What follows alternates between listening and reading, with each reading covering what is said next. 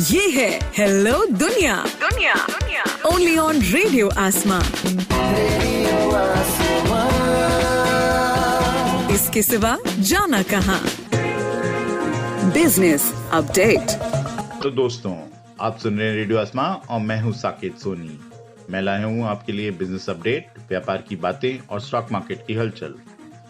American president elect Joe Biden के मंत्रिमंडल में शामिल होने वाली जैनेट येलेन, जो पहले फेडरल बैंक की गवर्नर थी और अब उम्मीद जताई जा रही है कि ट्रेजरी की सेक्रेटरी हो सकती हैं, उनके करीबी लोगों ने ये कहा है कि जैनेट येलेन कभी भी एक वीक डॉलर में विश्वास नहीं रखती।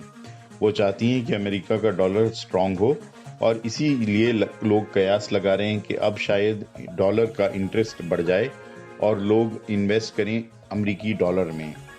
अब अगर इस तरह से होता है तो इमर्जिंग मार्केट से पैसा बाहर जाएगा और अमेरिका के अंदर इन्वेस्टमेंट्स बढ़ेगा। इमर्जिंग मार्केट्स में पिछले 6 महीनों में काफ़ी अच्छा रन देखने को मिला है और अब ऐसा लग रहा है कि जैनेट येलेन अगर इंटरेस्ट रेट्स बढ़ा देंगी तो लोग रिस्की ट्रेड्स लेना पसंद नहीं करेंगे। चाइना की इकोनॉमिक नंबर्स अब सामने आ गए हैं और सोमवार की सुबह गवर्नमेंट ने ये स्टैटिस्टिक्स डिक्लेयर करा और कहा कि चाइना की इकॉनमी 2020 में 2.3% से बढ़ी। चाइना की इस ग्रोथ रेट को 1976 से नहीं देखा गया है। 1976 में एक बार जीडीपी की ग्रोथ 1.6% रही, उसके बाद सबसे खराब अब 2020 में 2.3% रही। लेकिन अगर देखा जाए तो जो दुनिया की सबसे दूसरी बड़ी इकॉनमी है उसमें एक पॉजिटिव ग्रोथ रेट आया है, जो अच्छी बात है।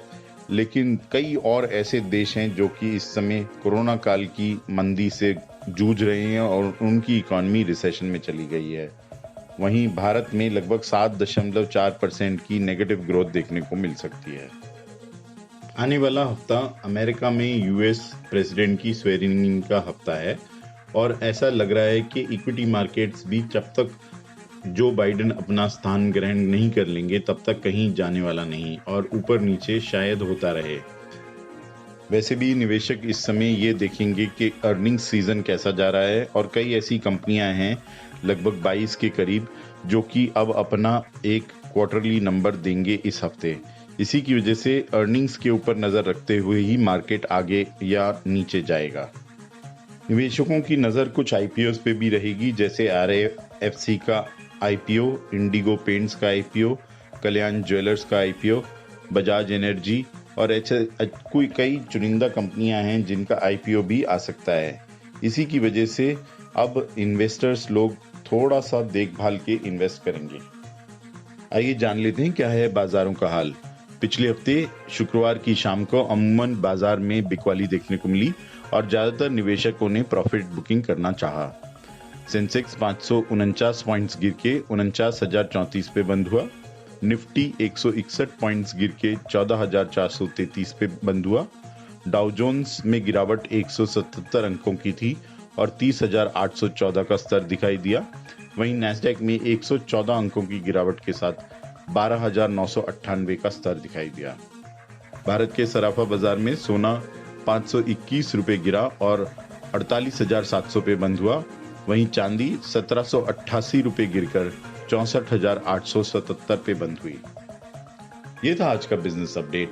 मैं हूं साकेत सोनी और आप सुन रहे हैं रेडियो आसमां। इसके सिवा जाना कहां। Business update. रेडियो